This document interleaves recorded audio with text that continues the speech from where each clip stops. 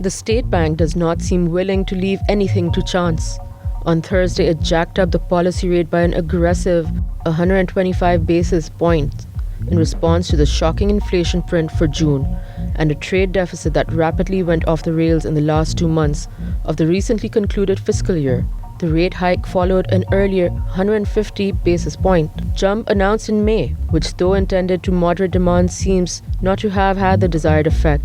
The benchmark rate now stands at 15%, the highest it has been since November 2008. The acting state bank governor, Dr. Murtaza Sayed, made it clear at a press conference that the central bank is quite concerned about inflation, which made a 14-year high to touch 21.32% in June. He warned that inflation would remain between 18% to 20% for the year, but the state bank will try to ensure that it does not rise any further on a month-on-month basis, even if the year-on-year numbers remain elevated. The governor said he expects the economy to grow between 3% and 4% this year, which he termed a healthy level, which will keep inflation in check. He also urged the government to protect the poor through targeted subsidies, while asking the privileged to pick up the tab for a change. The state bank has chosen the aggressive route to bring inflation within range, but it remains to be seen whether it can achieve the soft landing that it is aiming for. The state bank chief was quite frank in admitting that central bank chiefs all over the world are worried about the current inflation trends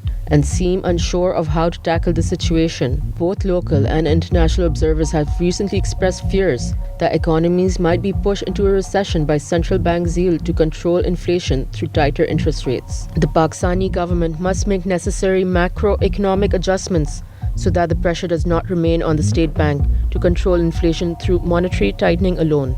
For example, inflation has been considerably augmented by food prices, which were up 26% year-on-year last month.